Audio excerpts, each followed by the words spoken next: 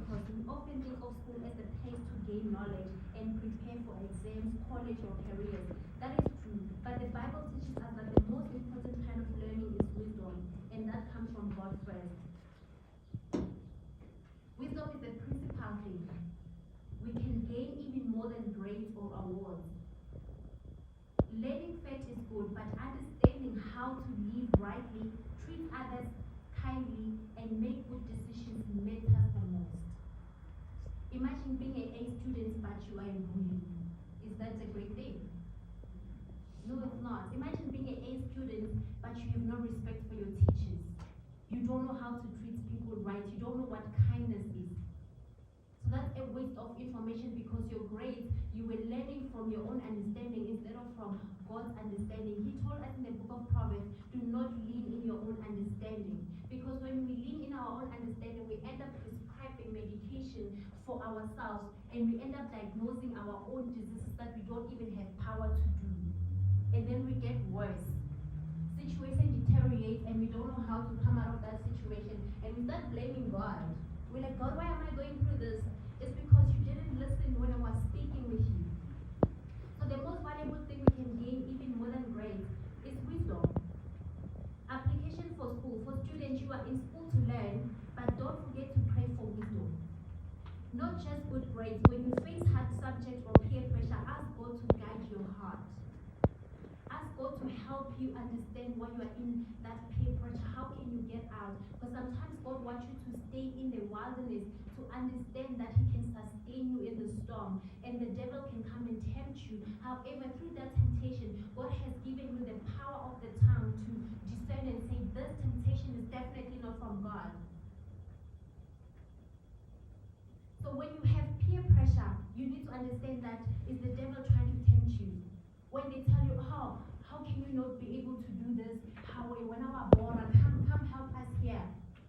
Come and take this kind of alcohol. We're like, no, I don't want. God is saying to you, no. And then they're like, you're so boring, you're not a human being. And then you start doing that because now peer pressure has you and God's wisdom has left your mind. So ask God to guide your heart and choices. Trust God. Trusting God does not mean ignoring school. It means inviting Him into your studies, friendships, and your future plans. So you need to trust in the Lord with all your heart and lean not in your own understanding. That is Proverbs 3.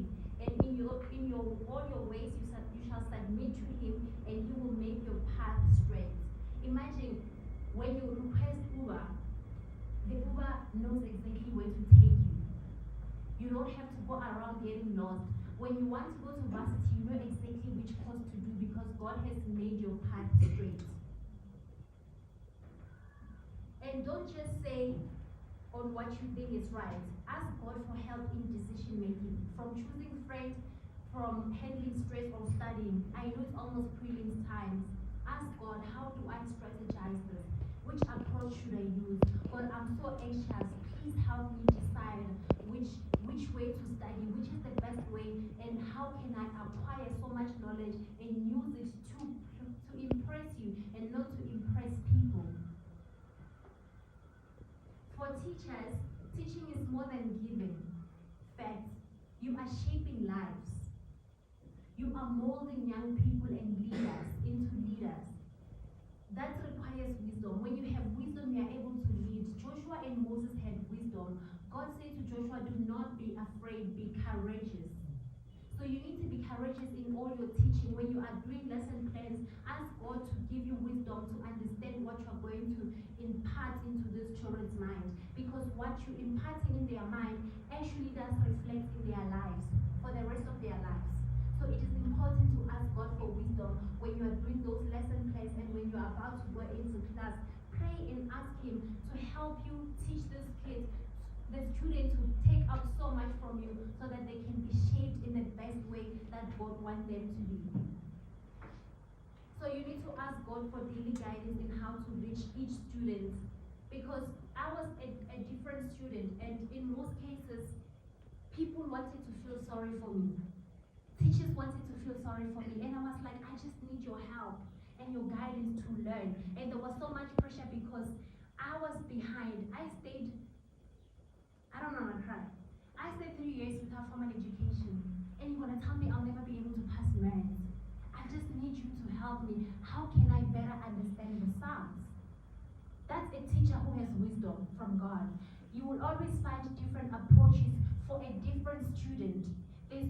Students don't learn the same. Some are fast learners, some are slow learners, some grasp information after a while. So you need to have a strategy and an approach that is suitable for every student, and that can only be